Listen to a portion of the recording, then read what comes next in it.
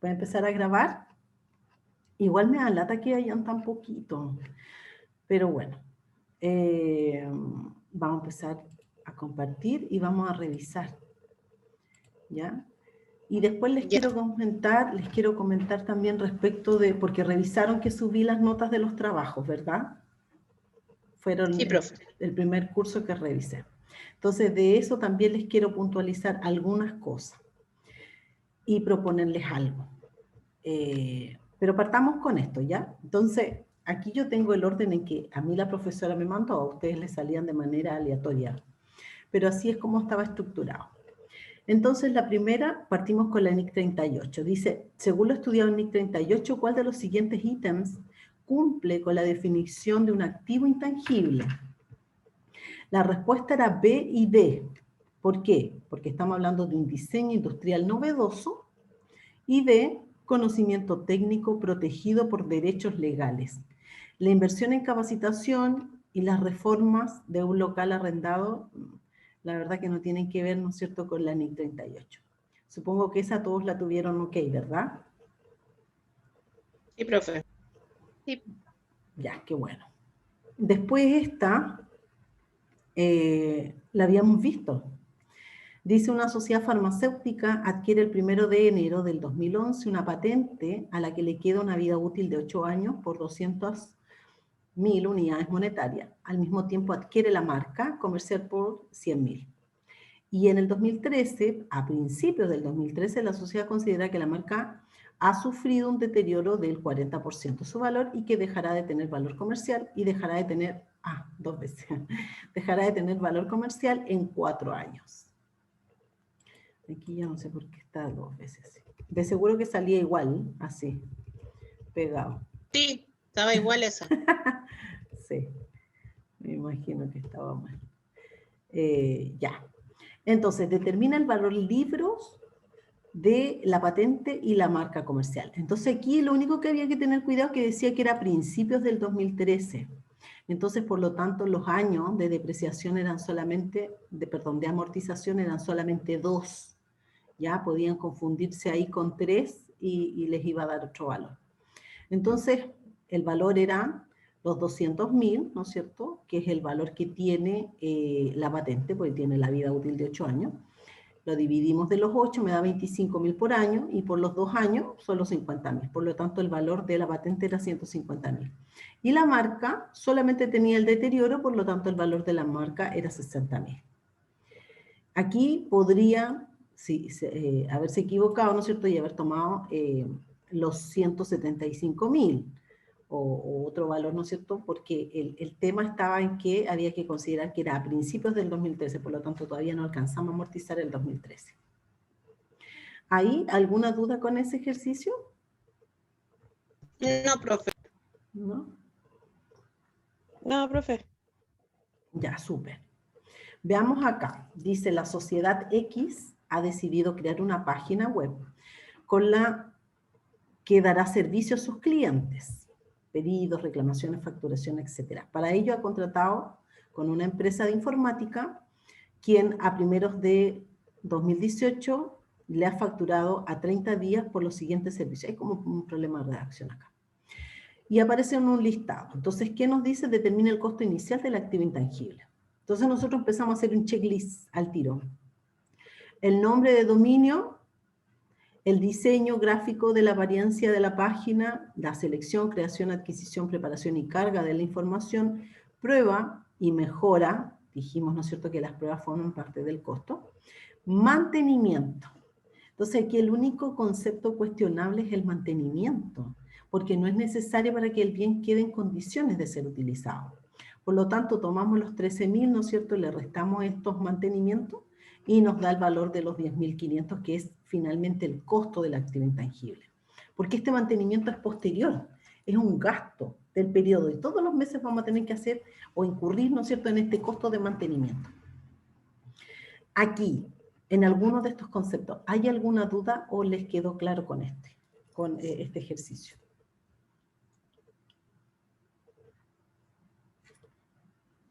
Yo estoy clara, profe, por lo menos. ¿El resto?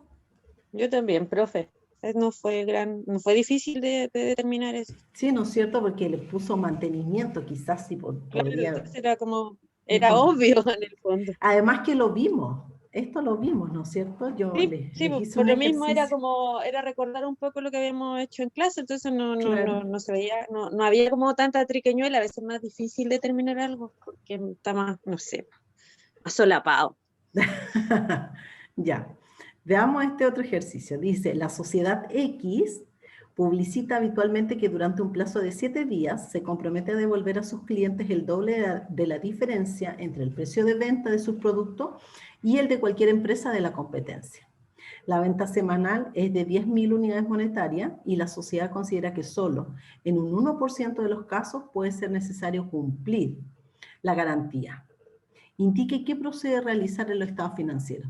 ¿Se recuerdan que esto no lo vimos en un ejercicio, pero yo se los dije, se los planteé, porque es una de las cosas que pasa, donde dicen, ¿no es cierto? Y vimos un caso parecido donde yo les decía que si te ofrecen, si usted encuentra un producto más barato, yo le devuelvo el doble del precio, por ejemplo. Entonces ahí estamos ante una obligación, pero es de carácter implícita, ¿verdad? No hay un contrato, no hay nada. Lo mismo que Sí, acá. sí, eso Porque, lo porque vimos también en clase. claro, lo vimos, no es igual, pero comentamos algo muy parecido. Entonces publicita y además determina, ¿no es cierto? Aquí te dice cuál es el valor. Y esto se cumplen las tres características. Voy a tener que desprenderme de recursos que podrían generar un beneficio económico futuro. Tengo un monto fiable para poder reconocer la provisión y por otro lado, ¿no es cierto? Hay una obligación, hay un suceso pasado que es esta publicidad, ¿no es cierto?, que se hace y por lo tanto aquí lo que procede es contabilizar la provisión. Después en el número 5 dice, en un siniestro se ha se ha demandado a la sociedad T, encargada de la seguridad del edificio, exigiendo una indemnización de 4 millones. Aunque todos los informes técnicos aseguran que la sociedad T no tuvo responsabilidad alguna en el mismo y que actuó correctamente. Indique qué procede a realizar en los estados financieros. Entonces, fíjense, aquí dice, se ha demandado. Este es el primer concepto. Hay una demanda. Pero, por otro lado, ¿no es cierto?, los informes técnicos aseguran que la sociedad no tuvo responsabilidad alguna. Por lo tanto, existe una demanda, pero ¿va a generar un desembolso económico futuro? ¿Es probable o es posible que se genere un desembolso económico futuro? ¿Qué me dicen ustedes? ¿Posible? Es posible, claro. Entonces, al ser posible, yo ya no puedo contabilizar la provisión, ¿no es cierto? No puedo contabilizar. ¿Qué es lo que hago? Revelo este pasivo contingente a través de la nota. Pero sí tengo que notificarlo porque hay una demanda interpuesta. No podría no hacer nada, aunque la probabilidad, ¿no es cierto?, es muy bajita. ¿Por qué? Porque los informes técnicos dicen que no hubo responsabilidad de la empresa, pero como está la demanda interpuesta, yo revelo esa información a través de la nota e informo, ¿no es cierto?, de esta contingencia. ¿Se entiende este ejercicio? Sí, ¿O hay profe. sí? No hay ninguna duda. No. Ya. Después dice el número 6, la sociedad I es una inmobiliaria que ha sido demandada por defectos en la construcción de sus últimas promociones, solicitándose una indemnización de 8 millones. Sin embargo, los informes técnicos recabados por la sociedad consideran que el importe total de las responsabilidades no superaría los 5 millones.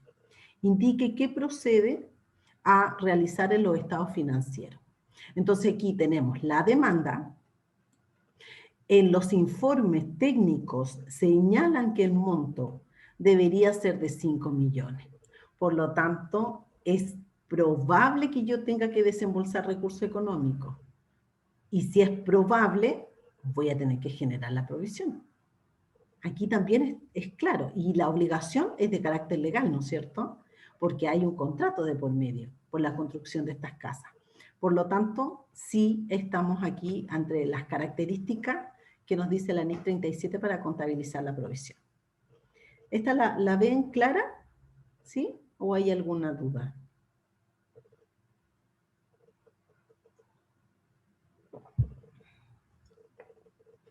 No, profe, está clara. Bueno, por lo menos yo la noto clara. Uh-huh. Los demás, Nicolás, Génesis, Ailín, Fernanda, Jorge. ¿Vamos Sí se bien? entiende. Ya, Sí. perfecto. Cada vez que me arreglo el pelo, la 7 dice, la sociedad X ha prestado un aval a la sociedad J, calificada con la máxima solvencia. Indique qué procede realizar. Nosotros también vimos un ejercicio parecido, ¿verdad? Donde había una empresa que era aval de otra. En este caso, la sociedad J está calificada con la máxima solvencia. Por lo tanto, es poco probable que yo tenga que desembolsar recurso económico. Pero como está de por medio este contrato, ¿no es cierto?, esta firma donde yo fui el aval, sí debo revelar eso en la nota y crear, ¿no es cierto?, informar este aval, ¿no es cierto?, este posible pasivo contingente que tendría que cubrir, pero que es posible, probable, no lo es por ningún caso. ¿Por qué? Porque dice que tiene la máxima solvencia a quien estamos avalando. Por lo tanto, aquí también correspondía solamente hacer la nota. Después la número 8 dice, la sociedad X ha sido demandada por una empresa habiendo comprobado los abogados de X que se trata de un manifiesto error. Indique qué procede realizar en los estados financieros al cierre. O sea, aquí hay un error. Nos han demandado, se cumple el tema de la demanda. O sea, tenemos una demanda interpuesta, pero los abogados dicen que hay un error. ¿Debería yo revelar, a pesar de que tengo la demanda, revelarlo en una nota? ¿Por qué arriba, si había una demanda, confeccionábamos la nota y en este caso no debiésemos hacer nada? ¿Dónde está la diferencia?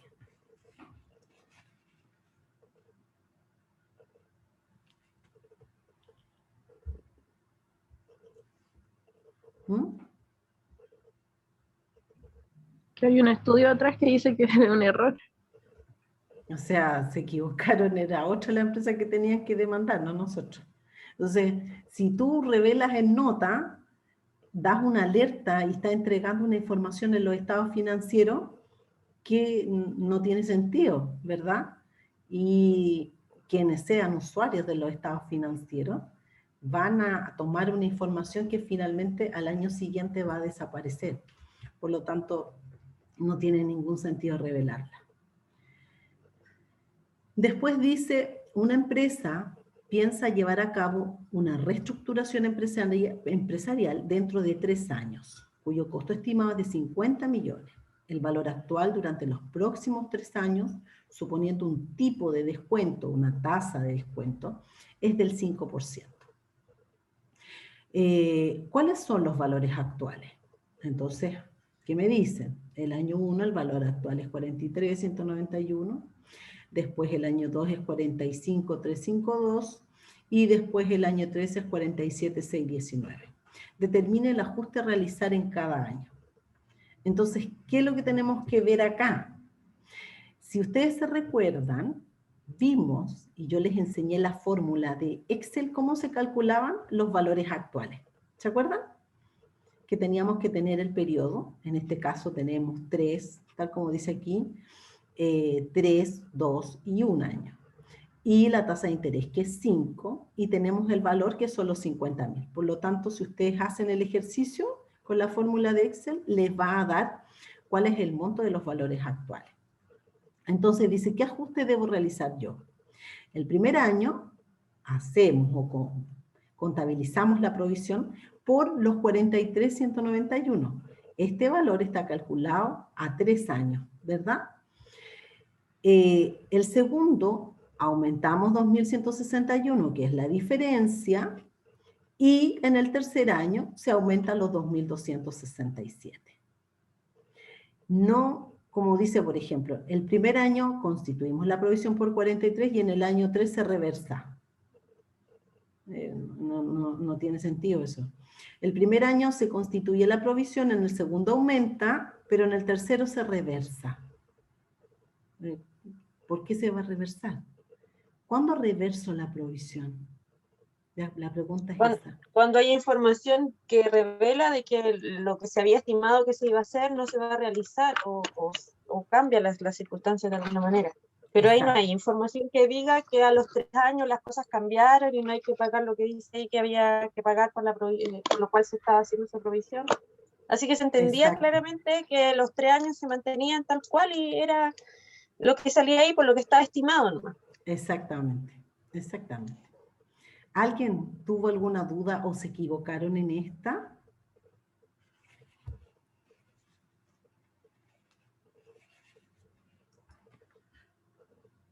Yo no, profe, yo la tuve buena esa. Ya, un segundito, por favor.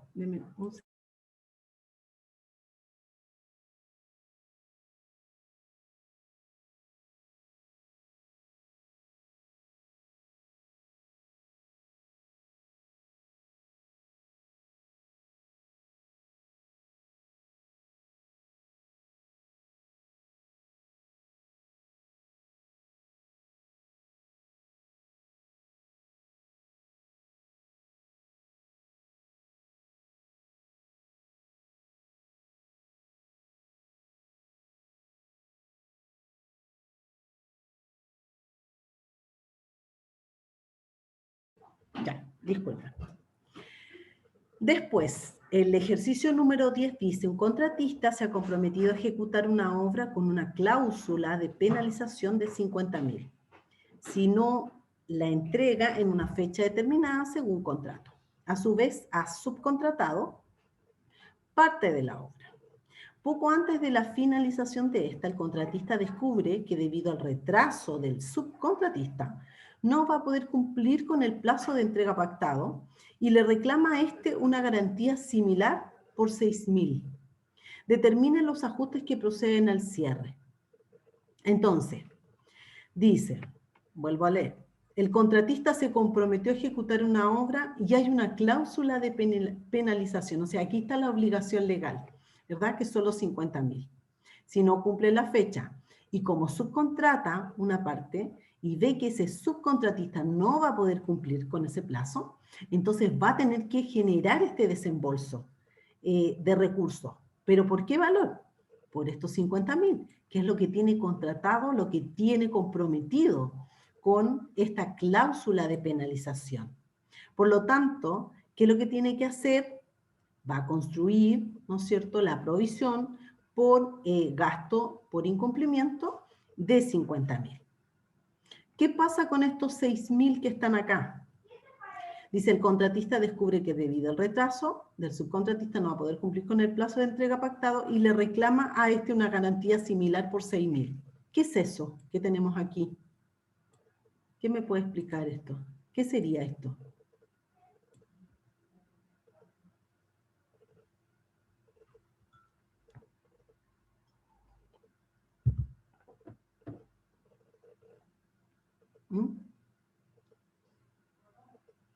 El contratista está reclamando al subcontratista. ¿Qué es?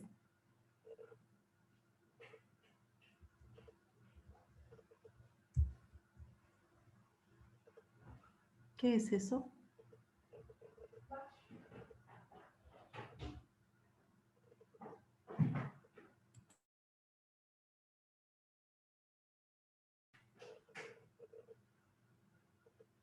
¿Profe? ¿Sí?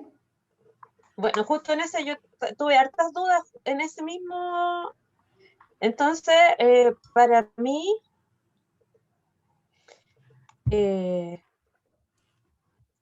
Claro, yo esa precisamente la tuve mala. ¿O ¿Por no? qué? A ver, espérate. ¿Cuál fue Sí, la...? porque yo puse se constituyen ambas provisiones. Eso puse. Deduje que la empresa contratista, la subcontratista también, había establecido de alguna manera algún tipo de convenio con la persona y por eso podía haber establecido también una garantía y tener la provisión en el caso de que ellos tampoco cumplieran, cosa que ocurre a veces en la realidad. Pero ahora, por lo que menciona usted, al efectuar ellos un reclamarle una garantía, está generando como no sé, a lo mejor, bueno, puede que esté equivocado, pero está generando una especie de pasivo contingente, ¿no? Activo. Un activo Porque, contingente, ya, eso, exacto, porque es al porque, revés, pero eso, pero exacto, está, tenéis está que generando un, pararte en la posición de la empresa contratista, claro, ¿no es cierto? Porque si tú dices, si tú piensas que ambas se constituyen ambas provisiones, dijimos, ¿no es cierto? O sea, o una provisión de ingreso o ambas provisiones sería que la empresa subcontratista tenga que provisionar 6.000 para pagarle a la contratista y la contratista provisiona los 50.000. Pero aquí te están planteando desde la contratista. Por lo tanto, la contratista, como no cumple la cláusula, va a tener que pagar 50.000. Y a su vez, demanda o interpone, ¿no es cierto?, una acción, un activo contingente hacia la subcontratista. Pero, ¿qué dijimos de los activos contingentes? No se contabilizan.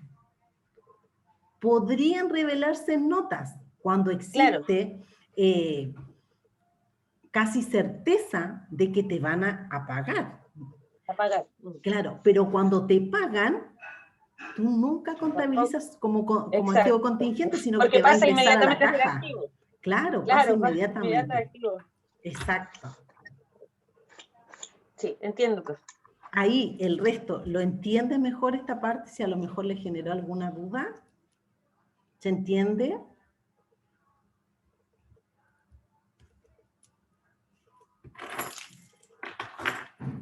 Chiquillos.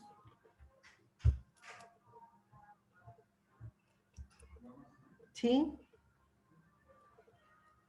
Respóndame, pues chiquillos. Porque igual podría yo haber subido la minuta y no me doy el tiempo, pero si estoy aquí es para que lo conversemos y no para que solamente se transforme en un monólogo de la profesora, sino que... Ah, me estoy escuchando mal ahora. ¿Me escuchan ahora? ¿Me escuchan bien? ¿Me escuchan? Yo le escuché todo lo que dijo. Ah, ya. Es que me sale... Me escuchan y todo eso. Ya, es que me sale que la conexión está mala. Lo que le estoy diciendo es que quiero que participen, porque si no, yo a la otra le subo nomás la resolución y listo. Y mi pega está cumplida. Estoy haciendo la clase para que podamos.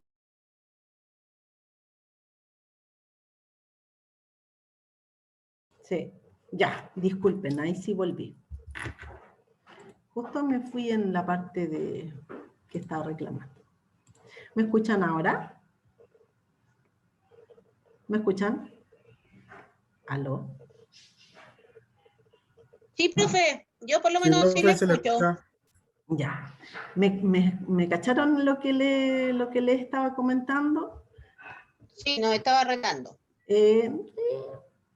Llamando la atención, para que no suene tan feo.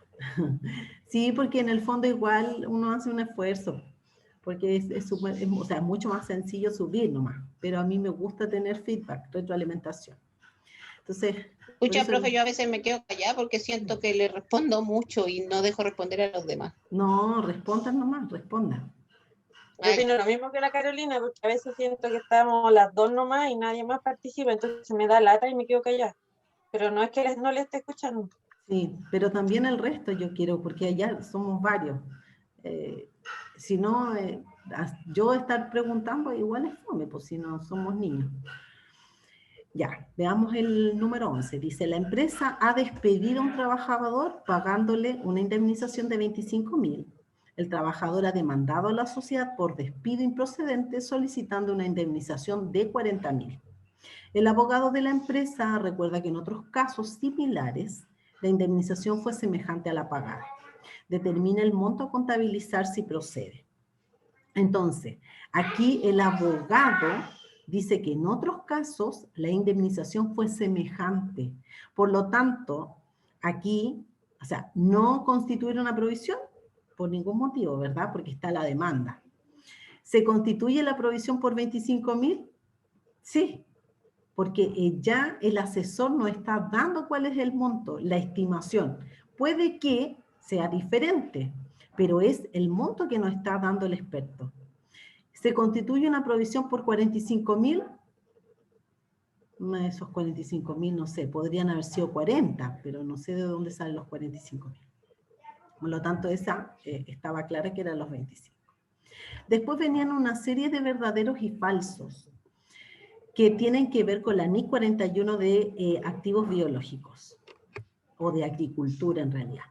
Dice, las plantas productoras. Aquí creo yo que podría haberse generado algún tipo de confusión,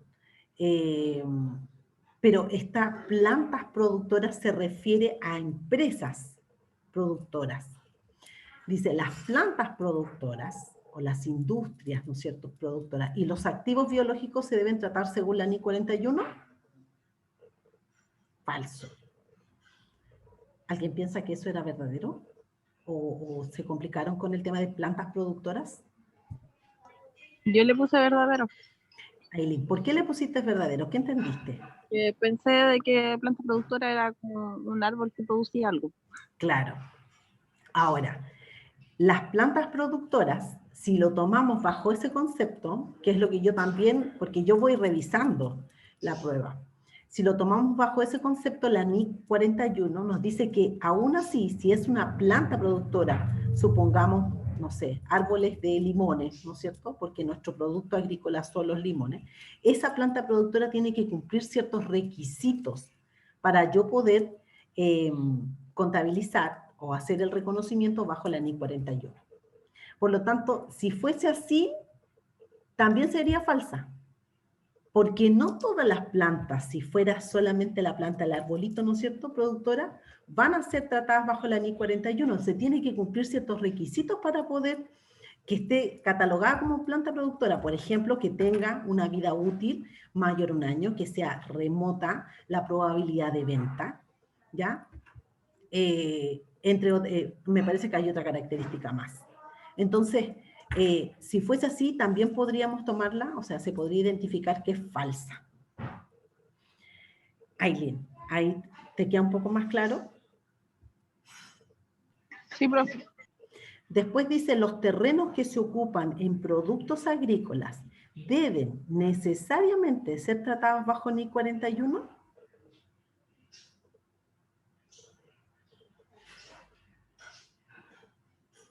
¿Alguien acá le Falso, porque la NIC 41 no cubre los terrenos.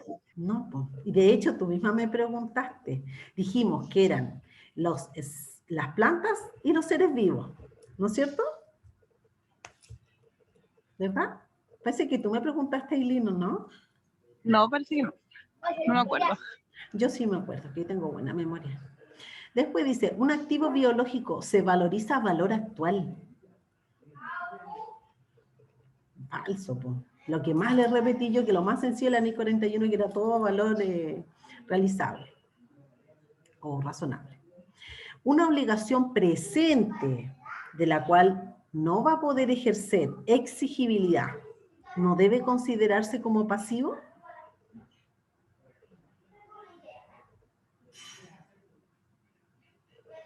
¿Alguien le puso verdadero acá?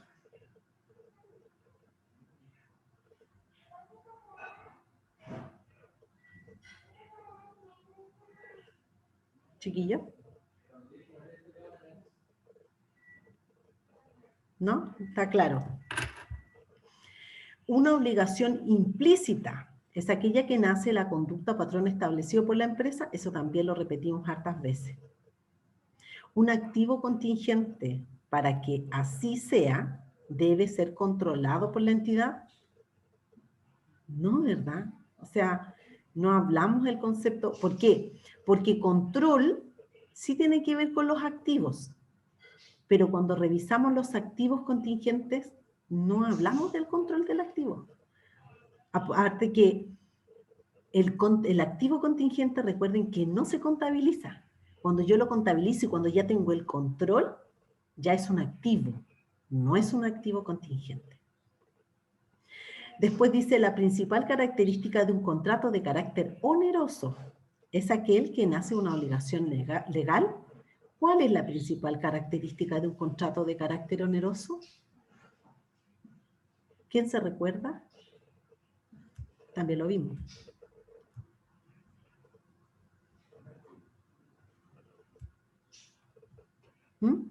¿Quién se acuerda?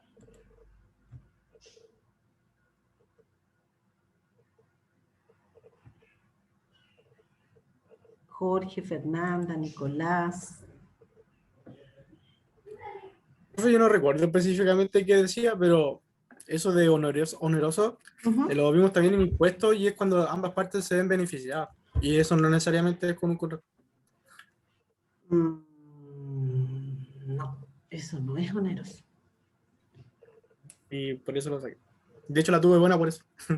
Ya, pero dice, la principal característica de un contrato oneroso es aquel que nace una obligación legal. Bueno, esa es falsa porque no tiene nada que ver. Pero un contrato de carácter oneroso es donde los costos son mayor que la utilidad.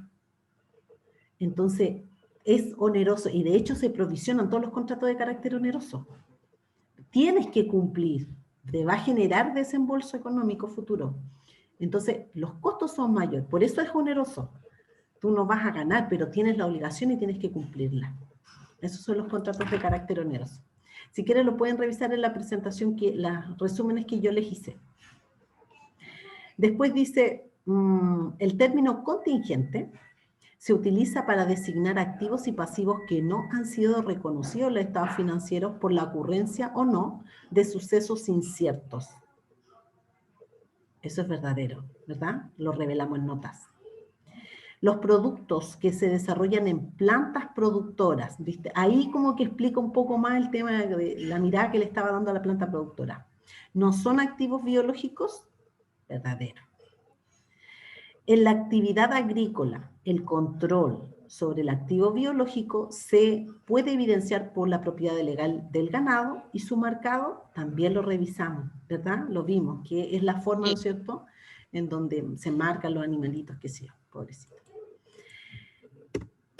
Después, esta también es lo mismo ejercicio que vimos. Y aquí nos daba los datos, que inclusive no hay cambio en los valores, son los mismos. Sí falta información respecto del año 2 de los valores razonables. Los precios de mercado al cierre del año 2 son constantes. Hay nacimiento de 2 crías, determinan los ajustes al cierre del año 2. O sea, hay nacimiento de 2 crías. Sí o sí, tenemos una ganancia por transformación biológica. ¿Se acuerdan el concepto de transformación biológica? Que yo les dije, esto es lo más importante cuando revisamos la NIC 41, porque es lo que te va generando la ganancia. Y que la transformación biológica, el nacimiento, la procreación, la muerte, etc. Entonces, determinan los ajustes al cierre del año 2. La única información que tenemos es el nacimiento de estas 2 crías. Por lo tanto, nosotros vamos a reconocer una ganancia por el activo biológico crías contra la cuenta activo biológico crías. O sea, vamos a tener, ¿cómo sería el asiento? A ver, ¿quién me puede decir cómo es el asiento?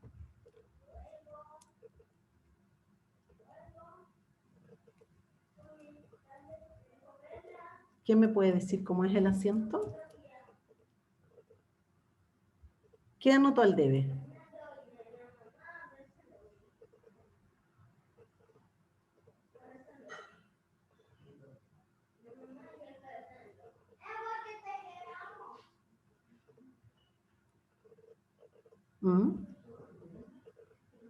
¿Qué se anota al debe? ¿Y qué se anota al haber? ¿Cómo sería la siembra? Activo biológico cría al debe versus ganancia por activo biológico cría al haber. Exacto, claro, eso es.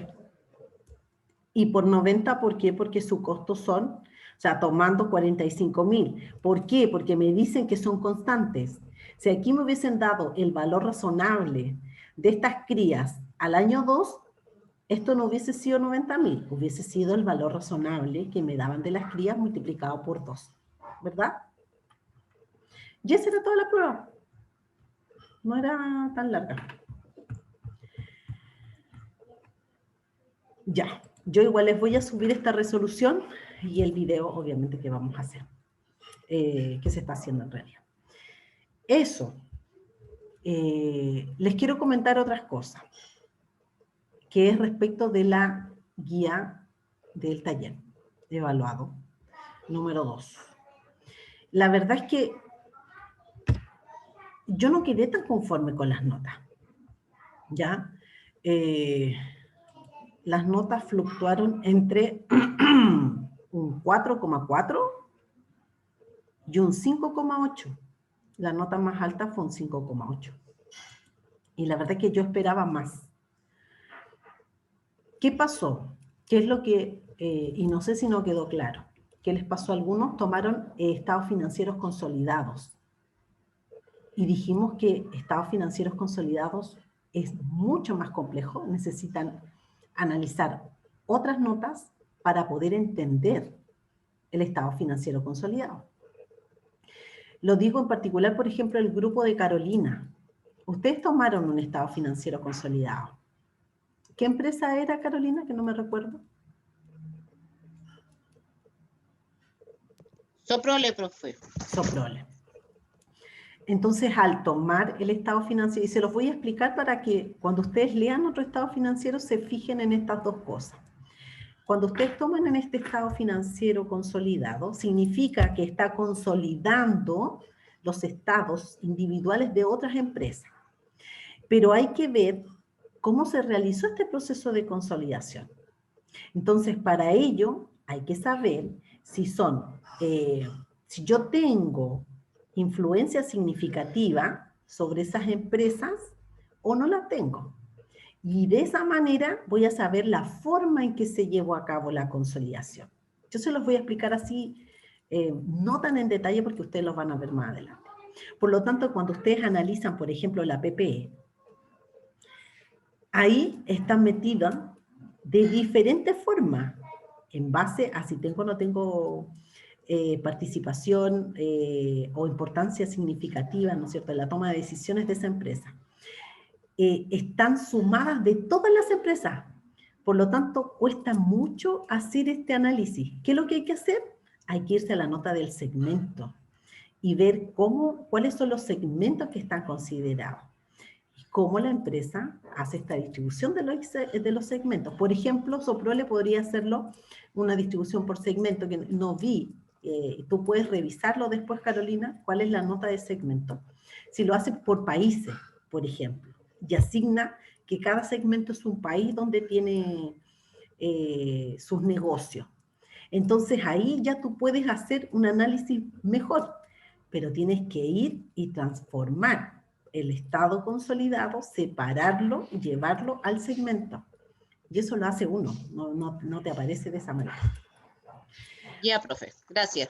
¿Ya? Para que lo entienda. Entonces, hay dos cosas más que uno tiene que analizar cuando está viendo el consolidado. Por una parte es la malla societaria para ver, ¿no es cierto? Aquí está Soprole y aquí están todas las empresas, las participadas. Entonces, en esta tiene, no sé, un 99%, en esta tiene un 80%, en esta tiene un 5%. Entonces, dependiendo de esa participación, es la injerencia que tiene en este consolidado. Y por otro lado, hay que analizar el segmento. ¿Cuáles son los segmentos? Que lo determina cada empresa, la norma no dice, lo determina cada empresa. Mis segmentos van a ser por países, por ejemplo. Y tú tienes que ir haciendo ese análisis. Entonces se complejiza más hacer un consolidado, o sea, un análisis de consolidado. Lo otro que noté, y en términos generales, fue deficiencia en el análisis razonado. ¿Por qué? Porque lo que yo quería que ustedes hicieran era como un checklist de lo que tiene que tener la PPE, de lo que tiene que tener la propiedad de inversión, lo que tiene que tener el deterioro y lo que es la NIF 5. Entonces ir diciendo, y si no se dice nada, comentar que no se dice nada y cuestionar el por qué no se dice nada. Es lo mismo en el deterioro. En el deterioro son muy pocas las empresas que señalan cómo se realiza el test de deterioro, quién lo realiza el test de deterioro. Muchas decían, el deterioro será cuando el valor libro, ¿no es cierto? Que es lo que todos sabemos que aparece en... Pero ¿cómo? Eso es lo que yo quiero saber. ¿Qué test realiza? ¿Lo encarga a alguien? ¿Qué indicadores? ¿Cuánto se tienen que mover esos indicadores para decir que existe evidencia de deterioro? Ese cuestionamiento es el que yo quería que hiciera. Ahí también creo que estuvieron un poco al debe. Y eso, yo diría que principalmente son esas cosas. De todas maneras, igual se evidencia que hay un acercamiento a la lectura de los estados financieros. Ustedes tienen que seguir trabajando en esa lectura. Van a seguir trabajando en ello cuando ya estén en superior, así que por lo menos ya nos acerque algo. Pero ojo sí con los estados financieros consolidados. Yo preparé, o sea, cada uno de los trabajos tiene su rúbrica, que yo no la he podido enviar todavía porque revisé todos los trabajos de los 3 cursos, así que imagínense el fin de semana, fue solamente revisar. Así que hoy día, más tardecito, yo a cada grupo les voy a mandar la rúbrica, donde hago las anotaciones de lo mismo que les estoy diciendo, ¿ya? Para que ustedes después lo puedan revisar y con esto mismo, que espero que lo puedan hacer, chiquillos, no les digo que hoy día al tiro, pero lo puedan hacer y ir a buscar lo que yo les estoy diciendo ahí, en la, no sé, la nota de segmento, la malla societaria. Entonces van a decir, ah, aquí está el tema que me decía la profesora, para que verifiquen que lo que yo les estoy diciendo es así, ¿ya? Y eso es lo que les quería comentar. No sé si alguien me quiere comentar algo más, voy a parar.